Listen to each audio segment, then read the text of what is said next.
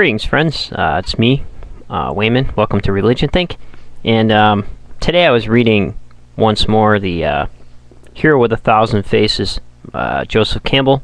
It's one of my favorite writers, along with Eric Newman and Carl Jung. And I've been kind of in the psychology end of religion, kind of looking around and reviewing and rereading some stuff and trying to figure some stuff out and reading some new authors. But I found a section in here that is pretty good along the lines of what we all been talking about, or I've been talking about in my last videos concerning Christianity. And this is in the section Hero with 1,000 Faces on initiation, and it's page 156. It starts, and I'm going to read this first, and then I'm going to give some reviews of some channels that you should all check out. Here it is, page 156. Totem, tribal, racial, and aggressively missionizing cults represent only partial solutions of the psychological problem of subduing hate by love. They only partially initiate. Ego is not annihilated in them. Rather, it is enlarged. Instead of thinking only of himself, the individual becomes dedicated to the whole of his society.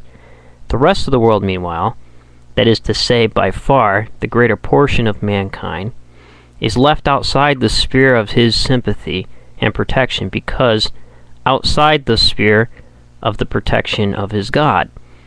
And there takes place, then, that dramatic divorce of the two principles of love and hate, which the pages of history so bountifully illustrate. Instead of clearing his own heart, the zealot tries to clear the world.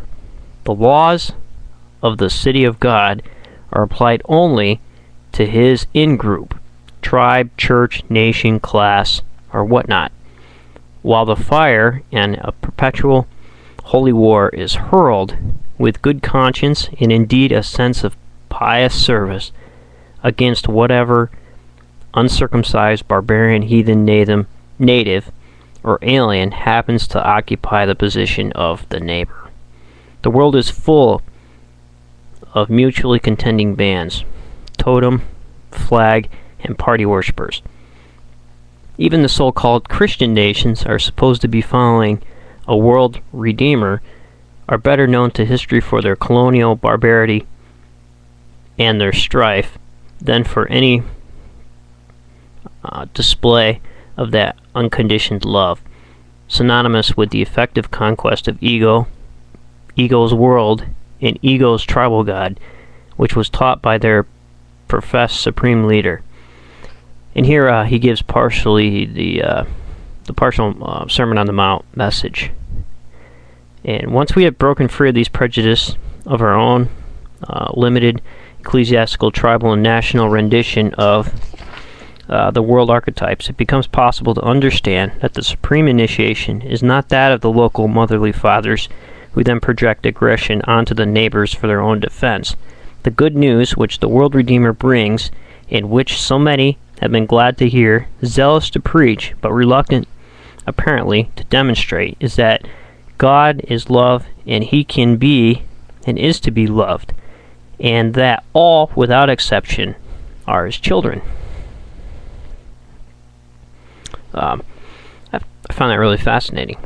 So, usually polytheistic religions don't have issues with this. They're pretty accepting of everybody. It's those monotheistic belief systems and of dominion theology that tend to cause trouble for everybody else. And they only see the love of the divine being spread among the in-group rather than to the world. And I think instead of just preaching about taking something global, people need to actually do it. And we start doing that by one person at a time. And that starts with our neighbor, maybe next door. A couple channels that I wanted to bring up. I ran across this guy, Sheansmith's channel. Irreverent Sean Smith. He's former military, disabled. He's on YouTube, and he has some really good videos, but not a lot of subscribers. Maybe go over there and check him out. Jordan's back as ReligionFreeDeist. Excellent. Glad to see him back. He's very reads Greek fluently, taught it to himself, and he was evangelical. Came out of evangelicalism. Now he's a deist. I believe Sean Smith came out of evangelicalism, was a pastor of a church. And also I wanted to bring up modern deism, aka Third Proverb. Go check him out. I know many of you are his fans also. But we talk about the same stuff. Also, Iwannabejew, who happens to be follow Noahide laws. So check him out also. Might not all agree, but we tend to talk about the same things from different points of view, and we tend to have a pretty good time learning from each other. And so those are some of the people that I agree with that I watch. And so not only do I watch people that I don't agree with, I happen to watch people that I agree with. But take care, friends. And remember, if everyone's thinking alike, then somebody isn't thinking.